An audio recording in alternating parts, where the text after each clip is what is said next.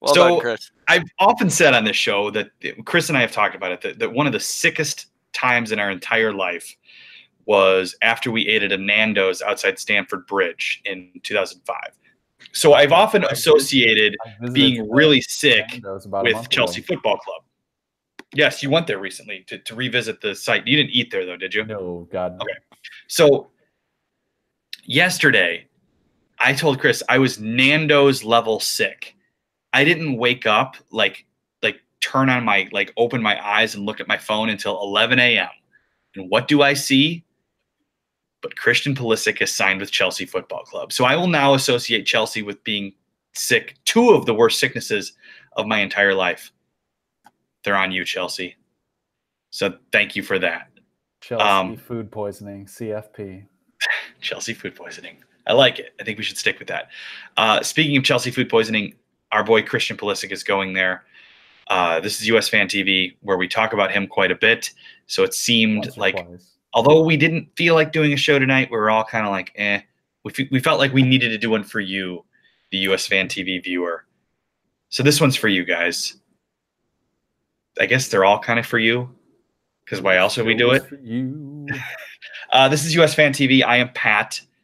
He is Chris. That means I'm Chris. And from the Minivan Dad Soccer Pod, on which I appeared the other night, it is TJ. Of which I have listened. You did listen, finally, maybe. Yep, I have. So Pulisic, right? So TJ, we talked about on the pod the other night. It sure seemed like Christian Pulisic was going to go to Chelsea, and I had come to grips with it, and I was okay with it, and I was wishing him well, and then it happened. So, Chris, we are angry Arsenal fans most of the time, and we've lost on yet another one. But are you okay with this move? Do you feel like it's one that it's going to benefit him? In terms of what it does for him, I felt like Chelsea and Arsenal were probably his best two options right now. Maybe you could say as well Bayern Munich, but in terms of places that I felt like he has a serious shot at moving straight into a starting position, yeah, I think this is a good move for him. Yeah, I mean, I feel like, this is Chelsea. They're known for buying guys and then burying them. But that was more under Mourinho. I feel like it feels like that if you're spending that much money on somebody, they're going to get a shot. Although Mauricio Sarri the other day, when he was asked about it, said, yeah, he'd only heard that they were buying Pulisic like a day before they actually did, which kind of freaked a lot of people out. But he's also made it a point to sort of separate himself from the business end of things and just coach the players that are there. So maybe it'll be all right. He's spoken positively of him in the past. It seems like he's going to get a chance to play, and he had better take that chance right away at a club like Chelsea and go with it. I mean, if you're seeing what's happening to him at Borussia Dortmund, where he's not playing as much, he could get buried and loaned out at Chelsea if he doesn't do well. So, I'm fearful, but I'm also hopeful, because the upside of this is he's a star in the Premier League, which would be pretty amazing for a U.S. player. Well, and I think Jameson O'Connell's kind of summed up in the chat what I was exactly going to say. He's not going to get buried. You don't pay 73 million or 64 million pounds for somebody to not play, I guess, is kind of the deal with him. So I think he's going to get every opportunity. TJ, is your daughter more the Andy to your Conan, or more of an Ed McMahon? They want to know on the chat. I feel like I could see either one. Yes. I think she's the smarter half here, so I guess that would be Andy to Conan. Instead of yes, sir, she spits up or tries to feed off your nipple. Well, in this case, sharded, which she has already done tonight. So yeah. Wonderful. Yeah. Yeah, I should be introducing her though as well when we do the show. So as an Arsenal fan, it is what it is. I would have preferred he somehow end up with us, but who am I kidding? That's not.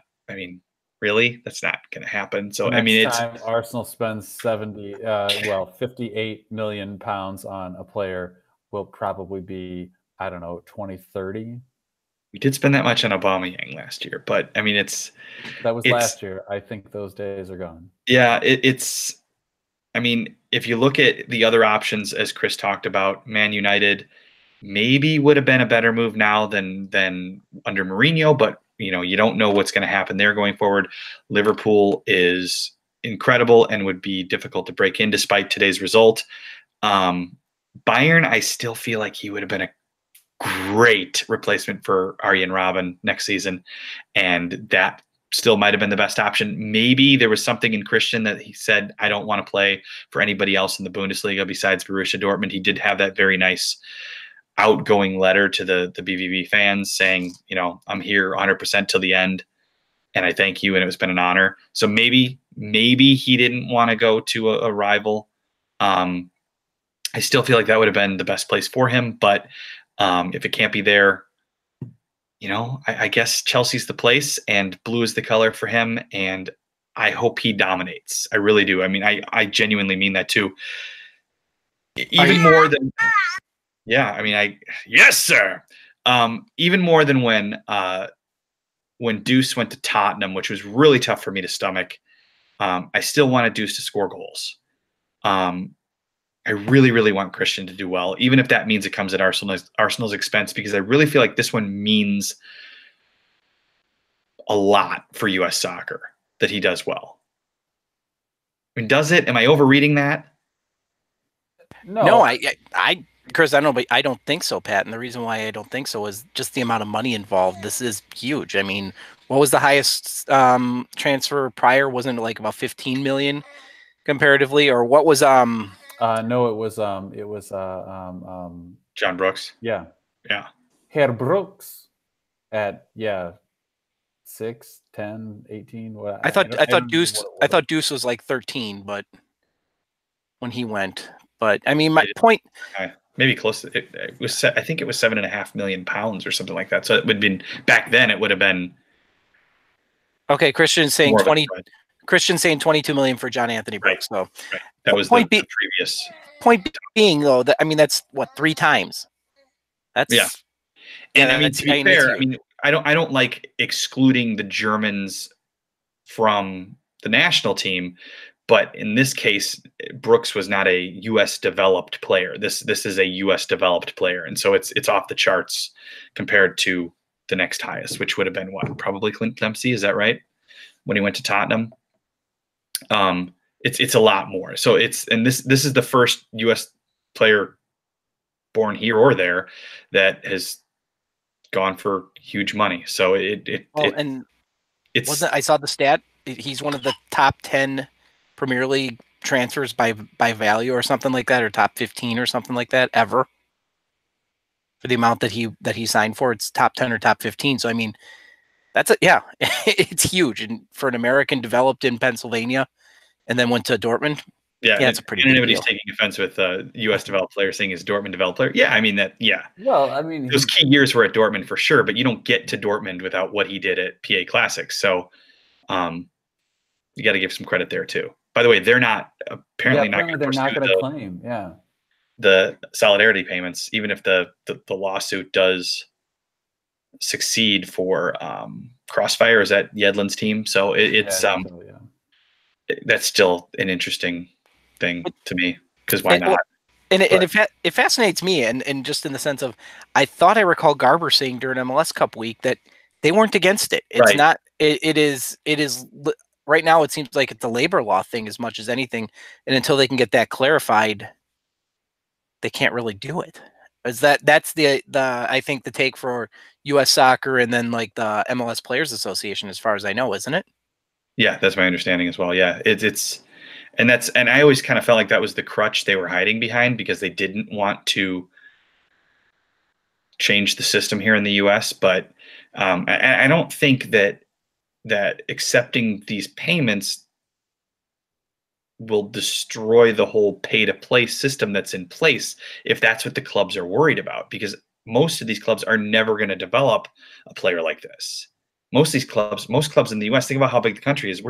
Most clubs are never going to develop a player like this. So these one-off things, I mean, why would you not want to accept $750 million or $750,000 or whatever they would end up getting from? And as the guy pointed out from the club, and was it ESPN that did the piece? I can't remember, but the guy pointed out, that would only fund a team on a you know, it wouldn't. You could pay for, you know, lights over the turf or something like that, but it wouldn't fund the whole program. It wouldn't make the whole program free, sure, but you could reduce costs across the board if that's something you wanted to do, or offer more scholarships, or any number of things with that much money. Yeah. So you don't have to pay for everything to make something worthwhile. It's their business to run, not ours. So if they don't want the money, then fine. Can they give it to us? We would definitely. We could. I mean, yeah. I'd build a set. A permanent set. I would even say just to use it for paying for soccer. Just saying. Sure. We'd do 2 shows a week for that kind of money. You mean we're supposed to make money, not be paying it? Damn. So you claim. Hey, this show has been very slightly in the black since it started. I'll have you know. So, very slightly. 1 out of 2 ain't bad. Pennies make money too. I did see that. I don't know how much to put in this, but that Chelsea was also interested in signing El Chucky, which would be, for all the people that insist on comparing Pulisic and Chucky, which I don't. I mean, why? Because one's quite a bit older than the other. They, whatever. Because they're the two prospects that are the best prospects out of the two teams. For all the people that insist, if they were on the same team, boy, that would make for good USfanTV. That's all I can say. But maybe even good minivan dad soccer pods. But I don't see you. I mean, talking about big clubs like Chelsea, TJ, that doesn't seem like your bread and butter. It doesn't, but like when we have our discussions and that's where the conversation takes things, that's where we go to. Which I asked you on the pod, but I'll ask you the same question, Chris, and the same question for you. Are you buying a Pulisic Chelsea jersey? No. Nope. I even like the Chelsea jerseys. Like, if I'm being objective, I think they're nice. They're generally one of my favorite jerseys in the Premier League, but no, I can't do it. If I want a Pulisic jersey, I'll get a US jersey. Will Finn do it? Some wonderful viewers here at USfanTV, the Calabrese family, they're going to buy Finn a Pulisic Chelsea jersey in an effort to sway him from red to blue. So yes, Finn will have one, and he will greatly accept it. Will not be allowed to be worn, however. Nah, he can wear it. He can wear whatever he wants. I don't care. As long as he likes soccer, I'm happy. So. Yeah, zero anonymity. I'm not wearing a jersey, but I am wearing a sweatshirt. Freddie Adu is the best American player ever. I mean, it's true. Well, that is the thing that you get, like with some of the people who are wondering about the fee for Pulisic, which I don't know. I mean, Chris, you said it was low. I think if you're factoring him out, I felt they got kind of a deal there. Yeah, if you're factoring out his Americanness, it seems high, but it's also a sale from Dortmund to a Premier League team, which will inevitably be more money than you think it should be anyway. All transfers seem higher than they should be lately. Well, and that's my point. I mean, by the current scale of things, my feeling was he was a 60 to 70 million pound player. Pound. So it should be more than. So he came in at what, 54 or something. Right. Like that. So I mean, it's not like it's excessively low, but yeah, I actually felt like they got kind of a deal. My feeling was if he was English, he would have been a 100 million pound player. And I still stand by that one. You might see that with Jadon Sancho very soon. I think in a year we'll see exactly that. And Chris, and unfortunately, I have to agree with you, and you know how much that pains me to do. But that was exactly the point I was going to make: was what if he was English? I mean, 100 million would have been. His marketability is part of what you're paying for there, but but I think you see a lot of people who are skeptical, who are saying he's just an American dribbler. What else does he offer you? And he's going to have to. His numbers have been down. He hasn't been playing as much this year. He didn't last year have the sort of jump that we thought he would see from 2 years ago. He's going to have to get to Chelsea and prove it from the moment he gets there. We better hope he's not injured. We better hope there's no other signings that come in that if he gets the opportunity, he needs to go with it and prove everybody wrong. Because otherwise, the next time there's a Josh Sargent or there's a a Weston McKennie or somebody who is doing well in the Bundesliga or elsewhere, people are going to go, but you know what? It's another American. And this is where, honestly, if Alphonso Davies does well at Bayern, it still sort of helps us because we're still sort of lumped together with the Canadians anyway. So, good luck to him too as well, because it's the successes here benefit all future players in getting a shot, I think. So Robert had a good question. I think this is a good one to throw to you guys. Is does Pulisic skip the Gold Cup for Chelsea's preseason? I think the answer is absolutely no, because it's the first game. It's the first games that have mattered in 2 years. This is the first games that have mattered with this new group of players. I see zero chance of that, actually. You know what though? Like if you want to make a good impression as your new club, I thought of that today, and I could see it happening. It's from, I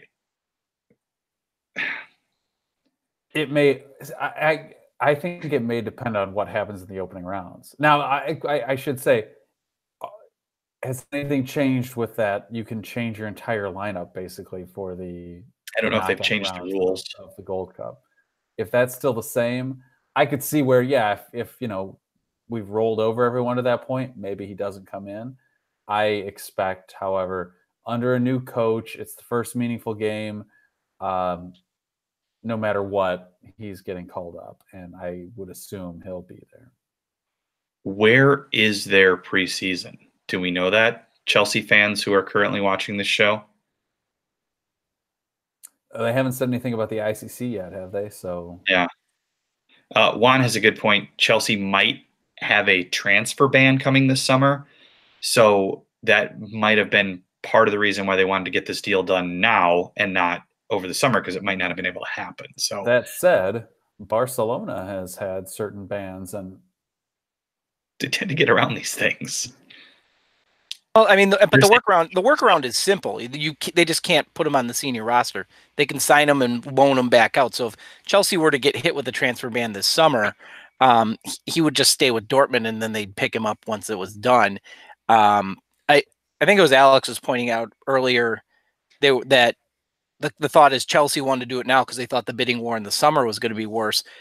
But I mean, as it was still. What, Man United was rumored, Chelsea, obviously Liverpool and Arsenal. Yeah, but Arsenal came in with a Luis Suarez type 40 million in one bid. So it was a too little too late from Arsenal. Maybe Liverpool and United had stronger bids, but so basically Asia, I'm seeing Asia, Philly, Australia, Japan, anywhere, everywhere. They're going to be everywhere this summer. Cairo, Buenos Aires. Ooh, people are mad at your camera, Chris. They're just, you know what? They should just realize that they should feel lucky that you're here to begin with. Exactly. I'm blessing everyone with my presence here. That's what I'm doing. It's my New Year's resolution to be more giving to others. No, it's not. I've been working hard at it. That is not your resolution. It is, though. It is.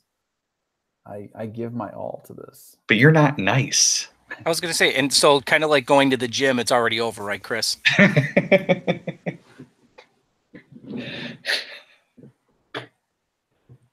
a kind, polite, caring, loving person. Jameson says Alphonso Davies is going to tear it up for Bayern. I hope so. I think it'd be awesome to see. I don't know. Yeah, I know you disrespect Canadians. You hate Canadians. You feel Canada is a... Hey. Take off, buddy. I think you've referred to them as a bunch of dicks in the past. You guys are dicks. I do all this work to try to be like nice and welcoming and stuff like that on this show, and then you throw your hate around. Maybe that should be your New Year's resolution. I told you my New Year's resolution is to be a better person. I'm working on it. Why do you still hate Canadians? Canadians are like people from Liverpool. I've never met a good one. I take that back. I have known one good Canadian. She was cool, and she told me that no, I think my fellow Canadians are dicks, like literally. Hockey players are always nice. True. They're like always Canadian. That's so. Most of them are, yeah. Most of my favorite hockey players are or have been Canadian. There's always Tim Hortons. You know, every time I'm in Canada, I hit up Tim Hortons because I think it's something special, and then I actually have it and I realize it's not. Well, it's kind of like when you go out to go to the Southwest and go to In-N-Out Burger. You think you're getting something that's amazing. I don't get that either. I mean, it's good. It's fine. But I'm not blown away by In-N-Out. I'm not blown away by Timmy Ho's. Speaking of Timmy Ho, I taught my 8-year-old the Tim Howard song. And he likes to sing it up until the point where it's the swear word. And sometimes he lets that rip. To me, you mean, you know who you're dealing with. He does. He's probably telling all his friends that too. So yeah, so it's a winning move by me as a parent. Yeah, discussion is definitely off the tracks. Yeah. So anyway, Pulisic to Chelsea. Tyler Adams now officially a Leipzig player. Yes. Good luck to him. We need Leipzig here to talk about that. He doesn't show up anymore. Yeah, loser. But you know, maybe we'll have my girlfriend was Trump was saying loser. Loser. He's a loser. My girlfriend was saying that she wants to sell her Dortmund jersey now that Tim Weah to Celtic. Oh, true. Yeah. Mm-hmm. Is that official yet, or is that still in the process? He put it on Instagram, didn't he? He didn't say the destination then, but that's what we all thought it would be. Yeah, that's. I mean, if you're gonna go somewhere in the Scottish League, Alex's dad just busted you out for being a bad father. Boom. I am. I mean, it's true. I mean, he likes the sport though in general. It came up because I mean, we're not to get too far off the tracks, but we went and saw the new Mary Poppins movie on Christmas at night. And so in order to it's very close to the tracks, in order to get him ready for the Mary Poppins movie, we watched the old Mary Poppins movie. And in the old Mary Poppins movie is the song that they crafted, the Man United fans crafted the Timmy Howard song on, which I didn't know was a play off his Tourette's until like years later. I thought it was just hey, he made a save, fuck you. But no, that was supposed to be because Tim has Tourette's, and so they were actually. I don't believe you didn't know that, because I know we talked about this. I didn't know it like in 2004 when he played there or whatever. I knew it like in 2010 or so by then, but I didn't know it when the Man United fans started singing it, that's what it was. So, but yeah, Anonymity loved Mary Poppins as a child. It's a good movie. I mean, it still holds up. I watched it like I said, like a week or two ago. It still holds up. And Julie Andrews was hot. I mean, I don't think I picked that up as a kid, but she was pretty hot back then. Welcome to Mary Poppins Fan TV. You know what? I got thoughts on things outside of the world of soccer all over the place. If we want to go down those roads. So what you're saying, Pat, is you need to be sick more often, because this is pretty damn entertaining at this point. It's, seriously, like yesterday, I was like delirious at one point. And let's go fly a kite. That you were going to Old Man River there for a second, but that's a favorite of yours. Mix is tearing it up in the K League. That's right. Mix. He sure is. And we, again, welcome you to the pod, or to the show. Not a pod. Shit's a show. Alex is saying she's 83. Yeah, I know. But like in the 60s, when that movie was shot, yeah. Where do I rank Emily Blunt? I do love Emily Blunt. Jim from The Office really hasn't made with that one, doesn't he? She's not. Yeah. Not unattractive. That is for sure. She is quality. So I don't want to turn into Barstool though, like rating chicks. It doesn't seem what I want to do with the show either. So, will the Bundesliga lose interest? This is a good question. See, I don't think so. One, I think moving to Fox for them was a good move, even though I'm pretty outspoken in my dislike of Fox's soccer coverage in general. I do think it at least got them into kind of mainstream TV. So I do think they'll viewership will continue. Also, it's not like the Americans are leaving the Bundesliga. Like I think the focus on Pulisic is sort of warping people's perspective of things. The Americans haven't left Dortmund, much less the Bundesliga. And even then, there may be more Americans on their way to Dortmund pretty much as we speak. Some of those FS2 Dortmund games were getting like, I don't know, like 30,000 viewers probably. I would like it's not like it was wildly popular. I mean, granted they were on Big Fox a few times but at the same time, like the 11:30 NBC games do quite well across the country. So I think having Chelsea with Pulisic, Chelsea plays in those games a lot to begin with, and having Pulisic on them, I'm really interested to see what the swing will be and what the numbers will be for the Premier League with games that he's in, if he'll have any impact. And of course, he would have to be playing and starting and doing well for that to work. So people aren't going to tune in to see him in the 18, but not playing. So at least not after a while. No, yeah. Come on now, Cosby. Sargent. You say quality one time and suddenly I'm Cosby. Tab Ramos's kid, whose first name right now is escaping me, but Gio, thank you, is most likely going to Dortmund pretty soon. So at least that's like every rumor out there is that he will be with Dortmund soon. And if he turns out to be anything like the prospect that he's rumored to be, hoped to be, whatever, that's a big deal. And there's more to come.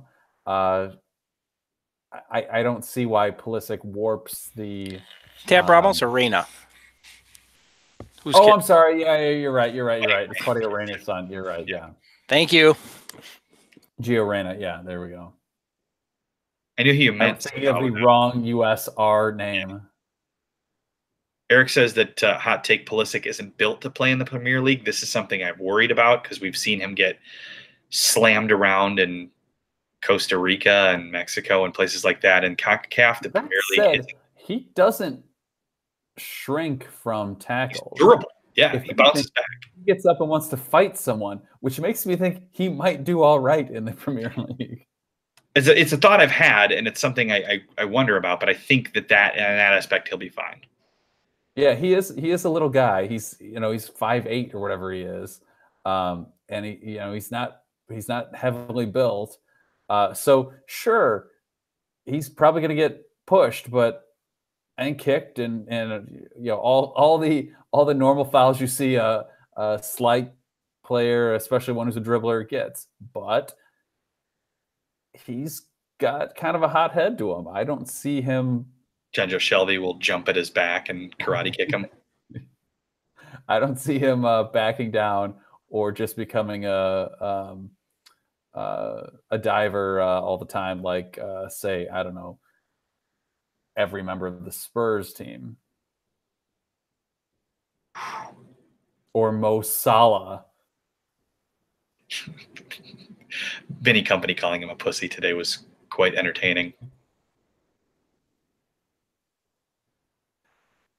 Joe Cole did well for Chelsea. I got to say, back in the early days when Joe Cole was with Chelsea and was pretty much single-handedly destroying the U.S. in a friendly, I was a big fan of his.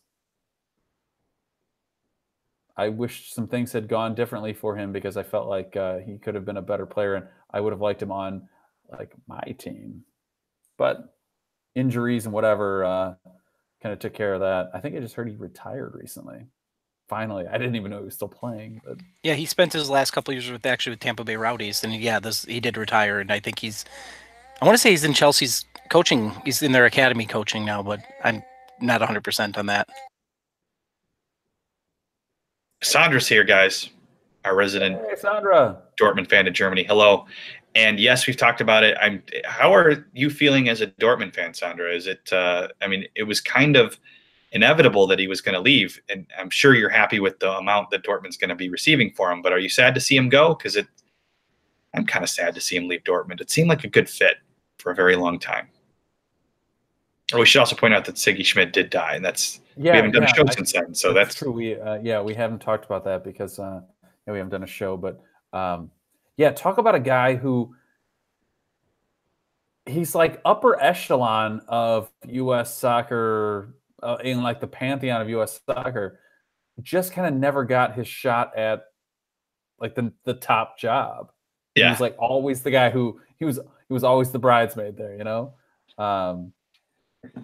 But man, what a track record, what a history with so many of top U.S. players. And then and you see actually the news today, his son is the technical director of Beckham United, I guess, down in Miami, was announced today. Sandra says it's okay. Christian's letter that he wrote to the BVB fans was great, and it was. I thought it was fantastic. So it seems like he definitely wanted to be remembered as a Dortmund player and somebody who loved the club. And it also, sometimes Dortmund players come back to play in Dortmund again. So if things don't go well in the Premier League, that could be an option for him, and it's an option that may work out. I hope it doesn't need to come to that, but it's there, obviously. And sometimes, Mario Götze left for a rival and came back, so it can work either way, I guess. But I want him to succeed at Chelsea, even if it means Chelsea has to succeed, which would be tough for me to stomach. Ben has a good comment that he's glad Stoke is out of the Premier League because it's true. Yeah. They'd probably try to break his leg and then make a cheer about breaking his leg. Yeah, he's out for the World Cup because he has a broken femur. Yeah. Then they cheer about walking with a limp. Anonymity, I did this like, what if he's Eden Hazard? And I didn't want to say that on this show because no, I know, but seriously, because somebody will go, what a dickhead American even bringing that up. But like, I've had that thought cross my mind. Like, that's like what if he's that? What if he can do that? And I don't think he can. Let me be clear. I don't think he's that good. I really like the guy. I don't think he's that good. But what if? Like, that's like,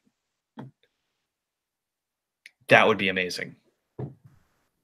What if he's Pedro? Yeah.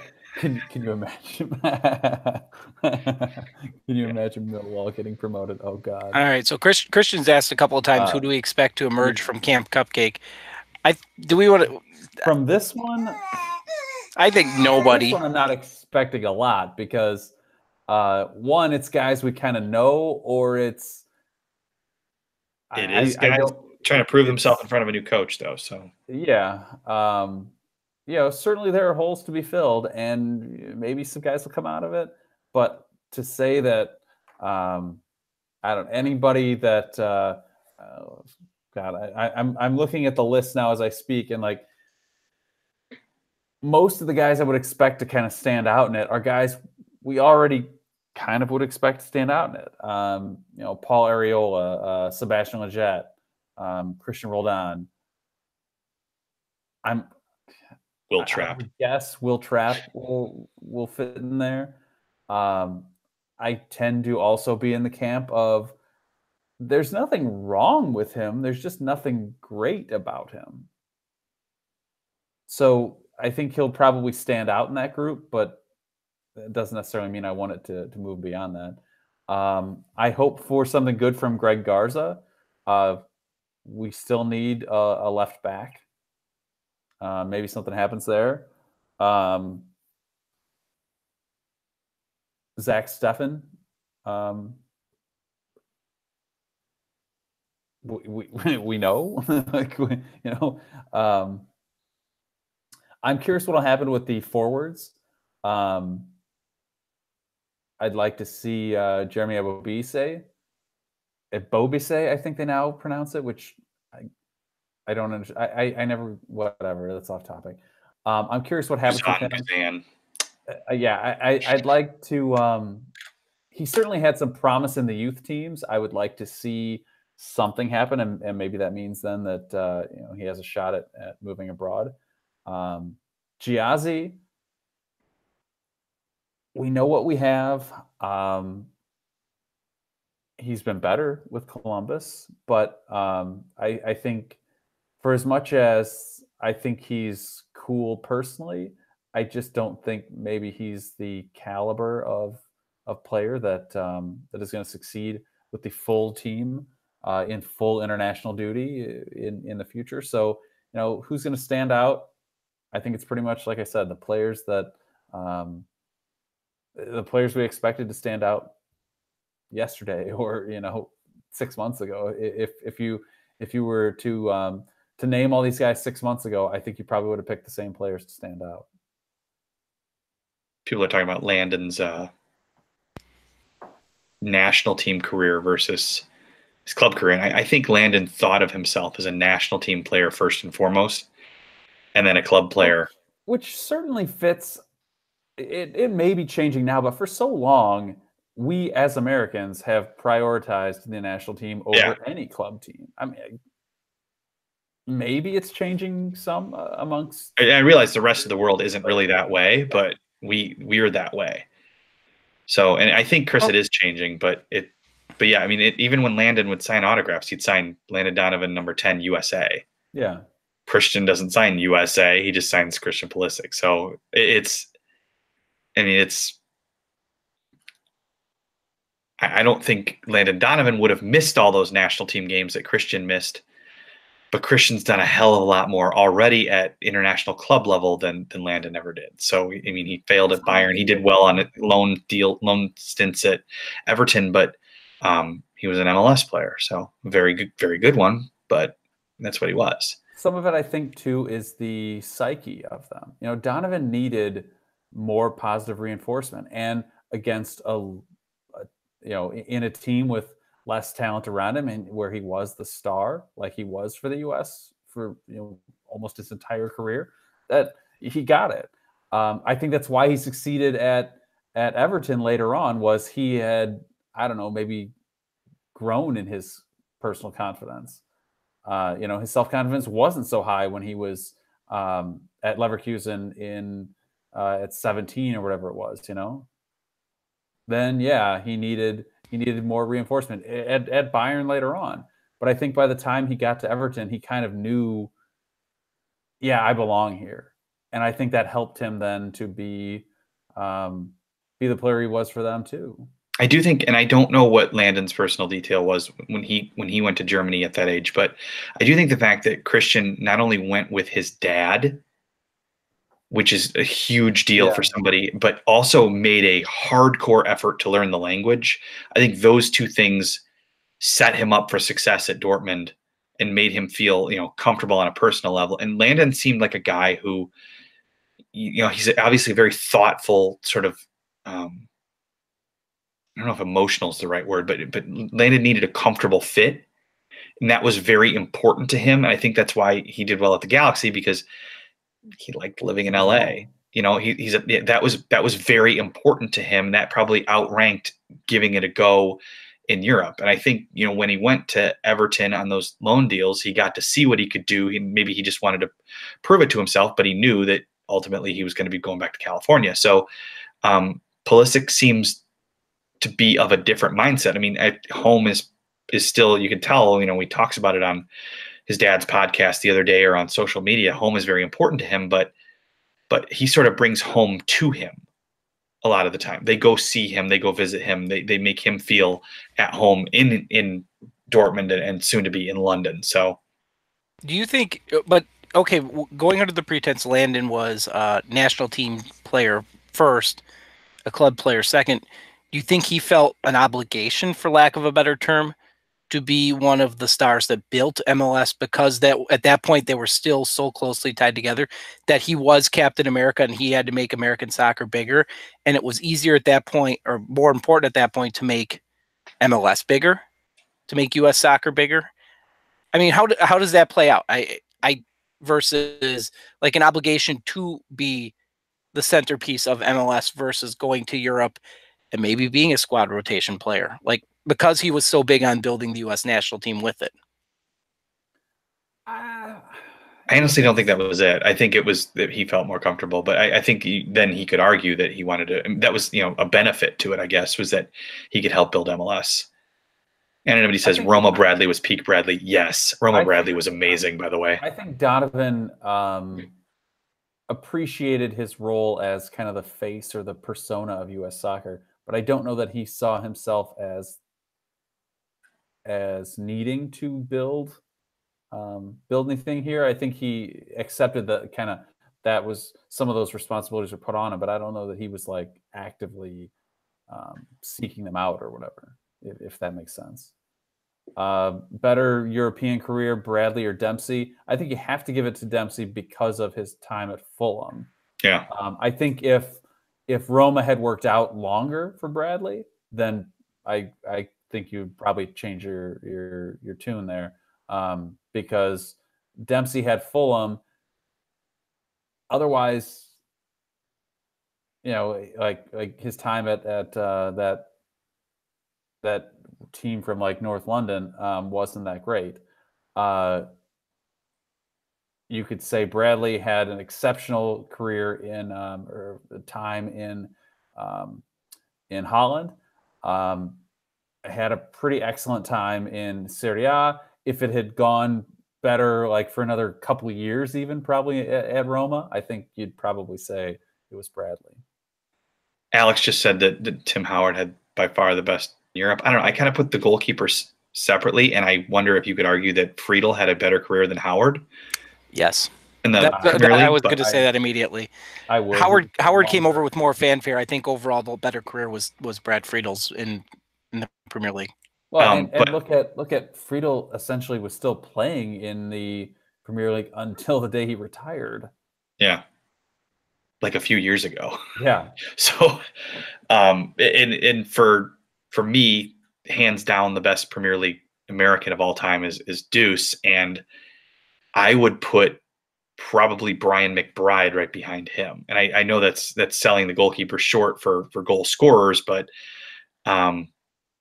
it's, historically it's been harder to make it as a outfield player in an American outfield player in Europe than it has been a goalkeeper. So I think you have the right sentiment early. What you said earlier is you separate the two. They're not they're not one and the same. I think you do almost have to look at them separately from that context.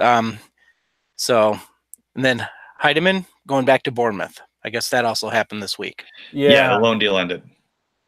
Which I don't know how to feel either way there. God, were we excited about him a year ago?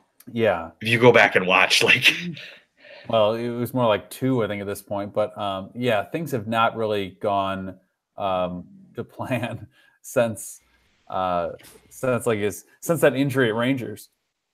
Well, and that kind of goes back to something I know I've said over and over, and I don't think either of you guys necessarily dispute me on this one. Well, Chris argues because Chris does that when it comes to going to Europe, you got to play. I mean, I think it's hurt his national team career for that very reason. If you're going to go over there, you got to be playing. You can't be sitting on the bench or you get lost. I mean, we've seen that example time and time again. These guys go over there and then they don't play, and then better to sit in MLS and get minutes than it is to go over there and play and sit in the bench or get lost on the reserve side somewhere. They have to feature.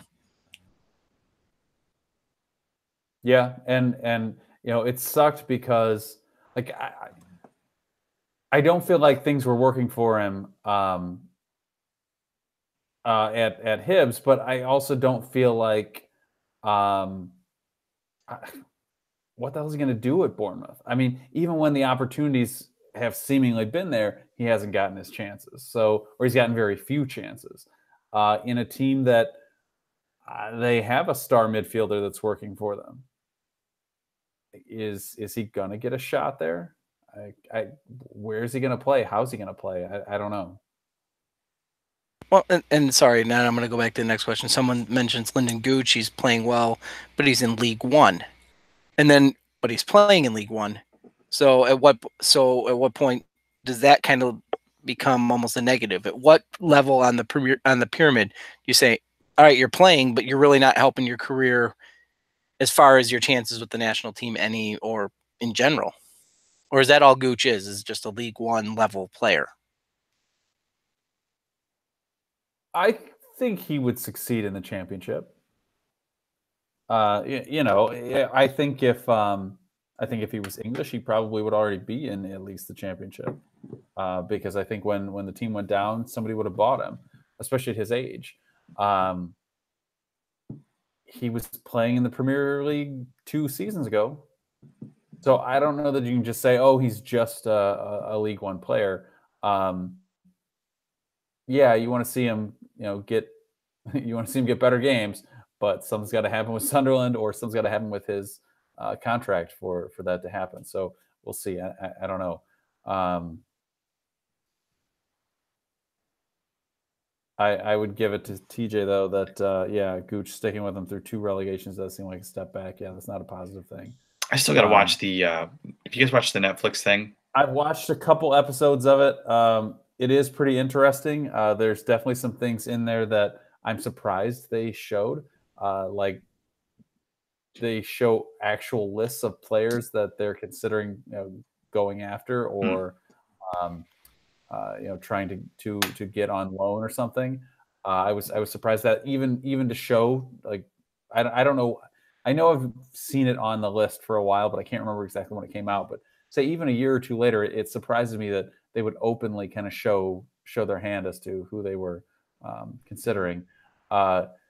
There's one scene in which there's a scout at a match, and he's watching somebody, and he says, I don't think he's good enough. For the money, we can find somebody better.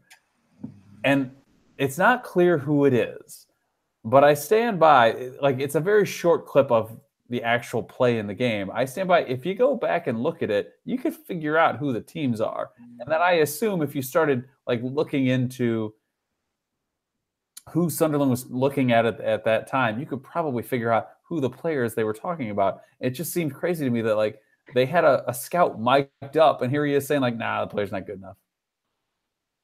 I was surprised to see that kind of I don't know, raw honesty in a show. I've only seen the first episode, but it didn't seem as good as the Amazon Man City thing. Yeah. But that's only because you know how freaking depressing the end of it's going to be. Yeah. Somebody, I think it was Robert, saying that Brad Friedel scored a goal in the Premier League. So did Timmy. Friedel and Tim Howard both scored goals. They both did. Timmy in the camo jersey. I always wanted the Everton camo goalkeeper jersey. I never did get that one. But have you guys seen Bird Box? I did. Did you guys see Bird Box? No, I have not. No. I don't know, man. Is this the one that you get to choose what happens next? No, that's another thing. That's another vagina-themed name. The Bandersnatch. Bandersnatch, is that it? They came out with 2 oddly titled movies at the same time. Netflix did. That's the one where you choose your own path. I started that one, and I'm like, I don't. Oh, Bird Box is the one with Sandra Bullock with the blindfold. Blindfolded. Okay. I've at least I've seen pictures about this. I've not watched it. I don't know anything about it. It's a good concept, and it was a very good Netflix movie. Put it that way. I think if I went to the theater and paid for it, I wouldn't have been as high on it, but it was good for Netflix. I liked it for Netflix. Tim Weah to Celtic. We covered that earlier, but it's just a good thing that he'll be playing. But he seemed, maybe it was just me being overly optimistic as a US fan, but he seemed close to sort of breaking through at the beginning of the season for PSG. So maybe I'm kind of disappointed that it's a loan deal now, but if it is to Celtic, I kind of hate the Scottish League in some ways, but I mean, if he's playing Celtic Rangers, firm matches are fun. Those are amazing. Those are nuts. Guys actually like kicking each other for a drop ball. Tim Ream got a game this. Oh well, I was going to say this weekend, but what was that actually? God, all the games are a blur to me right now. I don't know what the days over the last few weeks are a blur. The days, who can even say? Who can be sure? It's the same. I don't. Anyway, he played versus Arsenal. Had a really unlucky. Which goal was it? I can't remember now. Second, third. It was just bad luck to him. But has a 4-1 win ever felt more like a loss than that one to you? I don't know about that. It didn't feel Like, anything like a loss to me. But no, I mean, it felt okay. I mean, obviously you win 4-1, you're happy, but it was like 2-1 in like the 70th minute. I was happy with the end, but it was like at that point I'm like, come on, guys, we're not gonna Liverpool this again, are we? That was a good old fashioned beatdown that we deserved. Let's not discuss that. Have we covered it tonight? I think we have. Okay, we were gonna do a short show and then we did. We weren't gonna do a show at all. Then we were gonna do a short show and then it ended up being an hour. So that's for you, the viewer. And we should tease that we're going to be doing more on the Minivan Dad Soccer Pod, or perhaps on a USfanTV pod that's under the Minivan Dad Soccer Pod. So you should go to iTunes or wherever you get your pods, and you subscribe to the Minivan Dad Soccer Pod, and then we'll be on there at some point soon, talking, and you can listen to us, and you don't even have to look at us, which is probably better, to be honest. So, other than that housekeeping note, this is USfanTV. We are back for 2019. I can't believe it either. We have Facebook and Twitter and Instagram. We have YouTube.